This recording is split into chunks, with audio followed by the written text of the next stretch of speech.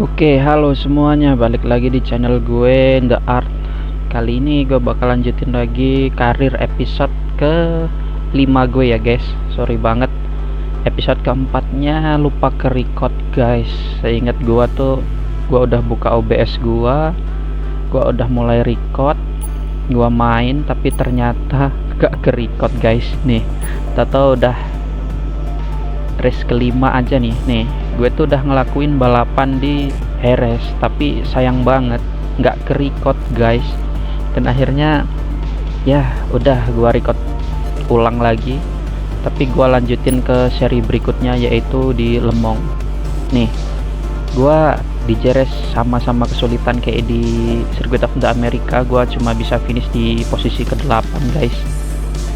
Ya mau gimana lagi ya guys, namanya juga manusia, tempatnya lupa ya guys. Entah gue yang lupa atau emang OBS-nya yang agak lama.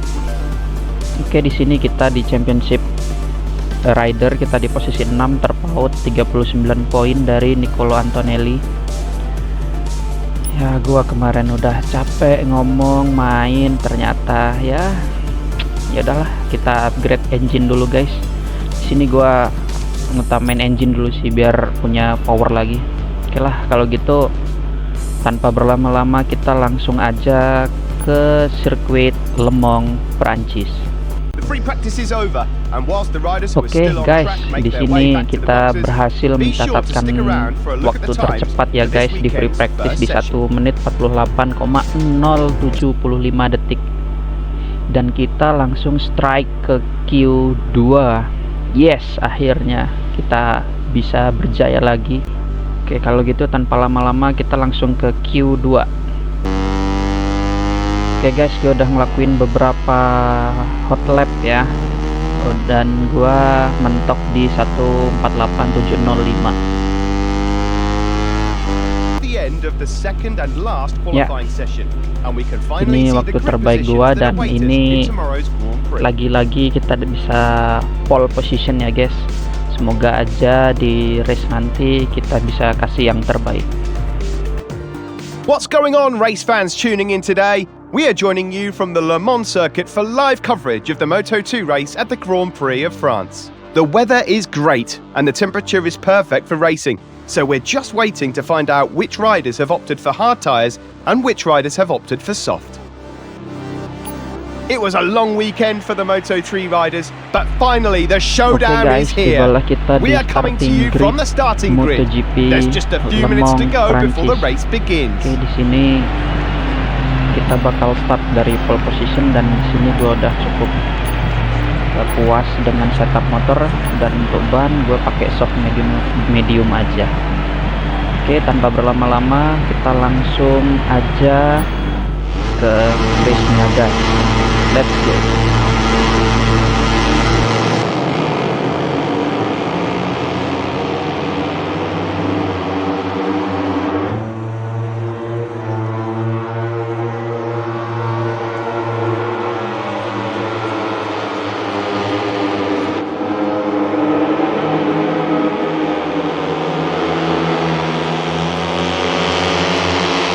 The French Grand Prix. The riders are spread out on the grid. The light will soon go out and the Le Mans race will begin.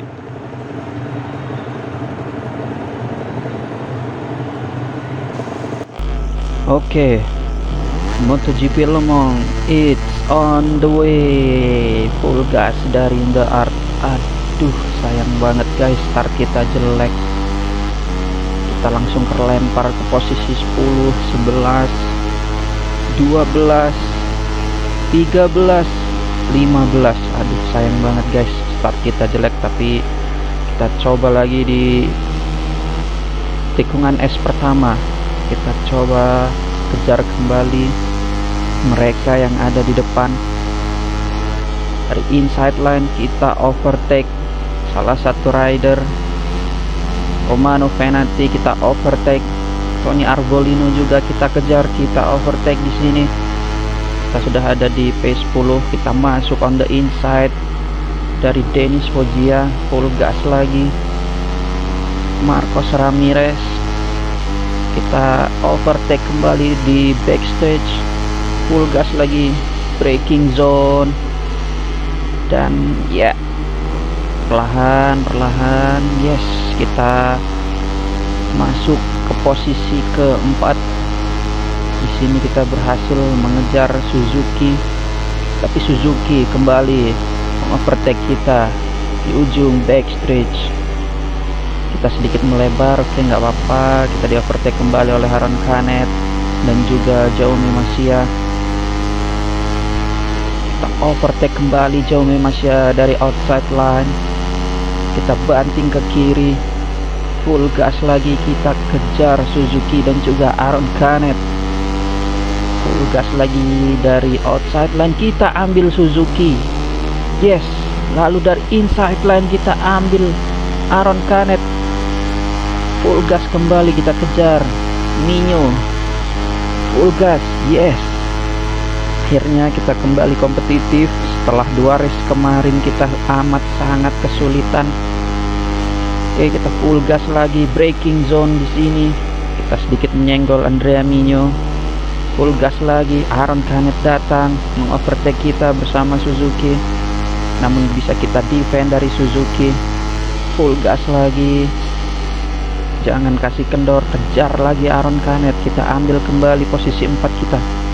Aduh, malah melebar. Gua ngeliatin Aron Canet guys, sorry guys. Oke, kita dapatkan Andrea Minyo di tikungan ke-7. Full gas lagi Andrea Minyo from the inside line. Kita defense lagi. Kita kejar Nicolo Antonelli dan juga Lorenzo Dalla Porta. Braking zone. Kita ambil from the inside. Full gas. Nice, kita mendapatkan Nicolo Antonelli. Full gas side by side from the art and Nicolo Antonelli. Braking zone, banting ke kiri, kita overtake Dalla Porta dari outside line tikungan S. Nice, kita mendapatkan apa yang kita miliki di awal ya guys. Oke, sekarang full gas. Kita harus menjauh dari kejaran Lorenzo Dalla Porta dan juga Nicolo Antonelli. Nice, ini dia guys, akhirnya motor kita kembali kompetitif lagi. Last corner, full gas lagi from the art. Oh ya guys, gua lupa, gua udah bikin stiker ya, stiker di bagian belakangnya. Cuman lupa guys, belum gua pasang. Jadi gua udah buat stiker the art, tapi lupa belum gua pasang. Dan di sini stiker yang nempel di bokongnya masih the kids ya guys. Oke, sorry guys, lagi masih agak sedikit batuk. Oke guys, ini gua record sesudah MotoGP real ya, MotoGP Australia berlangsung. Dan ya, seperti yang kita lihat tadi di kelas Moto3, Jose Antonio Rueda keluar sebagai juara, diikuti oleh Joel Kelso dan juga rekan setim dari Jose Antonio Rueda yaitu Alvaro Carpe. Nah, yang menarik perhatian gue sekarang justru malah di kelas Moto2 guys. Kelas Moto2 ini menurut gue jauh lebih asik sekarang perebutan titel juaranya ya guys.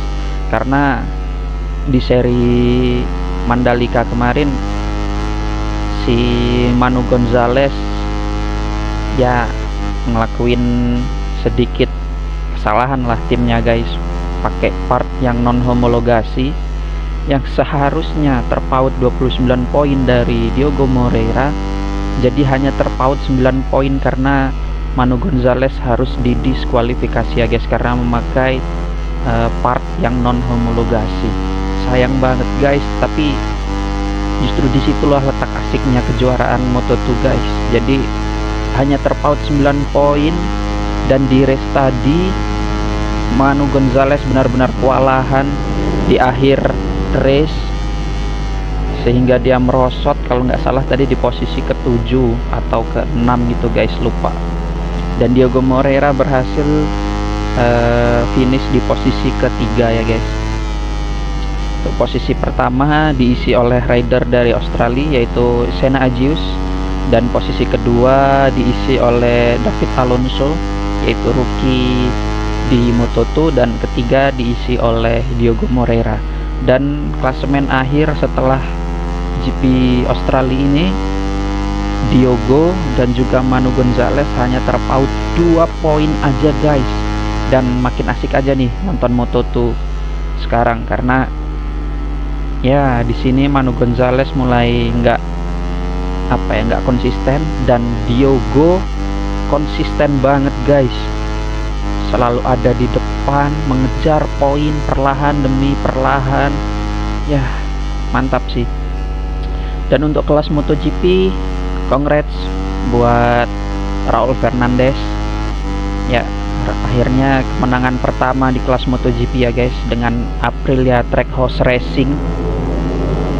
Jadi seandainya Bezzecchi nggak dapet double long lap penalty gara-gara ngejatuhin Mark di Mandalika kemarin, kemungkinan Bezzecchi yang bakal keluar sebagai juaranya. Tapi berhubung Bezzecchi kena double long lap penalty, jadi nggak disia-siakan oleh Raul Fernandez untuk pergi sejauh mungkin dari awal lap, dari kejaran Pedro Acosta dan juga Bezzecchi. Dan sayang banget buat Pedro Acosta yang sebelumnya sempat memimpin balapan ya guys, dan berada di posisi kedua karena di overtake oleh Raul Fernandez. Sayang banget harus mundur ke posisi 5, di overtake oleh Bezzecchi, Pigia dan juga Alex Marquez. Oke, nah kita udah masuk ke lap 5 aja nih guys, sudah di pertengahan lap 5. Full gas lagi, kita masih tidak terkejar ya. Jadi ya biar kita nggak terlalu boring di depan guys, kita sembari menjauh dari Lorenzo Dalla Porta dan juga Nicolo Antonelli, kita ngobrolin MotoGP real life ya guys. Oke, keren banget sih tadi kelas Moto2 dan MotoGP, banyak aksi-aksi overtake, dan ada yang disayangkan nih guys, yaitu Fabio Quartararo yang start dari pole position harus finish di posisi ke 11 atau 12 gitu guys, lupa gua, 12 kalau nggak salah. Dan juga Jack Miller, tuan rumah, harus crash ya, namanya balapan guys. Dan bisa dibilang Yamaha juga belum terlalu kompetitif ya guys untuk musim ini. Kita doakan aja semoga Yamaha bisa kembali di depan, Honda juga bisa kembali ke depan, dan bisa lebih asik lah tontonan MotoGP. Jadi 4 pabrikan yaitu Ducati, Aprilia, Yamaha dan Honda berduel di depan, kayaknya sih asik banget guys ngelihatnya guys. Oke lah kalau gitu, kita fokus lagi di race kita. Kita memasuki last lap, tikungan ke-6 kita masuki, tikungan ke-5 ya guys, tikungan ke-5, tikungan ke-6, full gas lagi, tikungan ke-7 entry corner. Perlahan namun pasti ban kita masih awet ya guys, masih setengah, masih bagus lah. Oke, kita terpaut 1 detik dari Lorenzo Dalla Porta yang ada di belakang. Oke, exit corner tikungan ke-8, full gas lagi, backstretch menuju tikungan ke-9. Kita masih memimpin dengan gap 1 detikan. Masuk tikungan ke-9, kita banting ke kanan tikungan 10, full gas lagi from the arc. Lorenzo Dalla Porta di belakang mendekat 0,9, memasuki tikungan ke-11. Full gas lagi, braking tikungan 12, tinggal 2 tikungan terakhir. Full gas, braking zone, kita masuki tikungan 13, tikungan 14, dan full gas. Dan akhirnya the arc finish di posisi pertama ya guys. Yes, akhirnya kita kembali ke puncak, mengejar poin ketertinggalan dari Nicolo Antonelli. Yes, Nicolo Antonelli kali ini finish di posisi ketiga dan kita berhasil finish posisi pertama ya guys. Yes, akhirnya setelah race yang sulit di 2 race kemarin, akhirnya kita kembali menang. Dan di Rider Championship di sini kita berada di posisi ke-6 dengan 60 poin, terpaut 30 poin dari Nicolo Antonelli. Kalau kita bisa konsisten, mungkin kita bisa mengejar Nicolo Antonelli nanti di akhir musim ya guys. Dan untuk tim championship, BSter Capital Dubai masih menjadi pemuncak. Kita berada di posisi 5 dengan 75 poin dan terpaut 76 poin. Oke lah guys, kayaknya segitu aja video gue hari ini. Terima kasih yang udah nonton. Jangan lupa like, comment, dan subscribe. Cukup segitu aja. See you and ciao.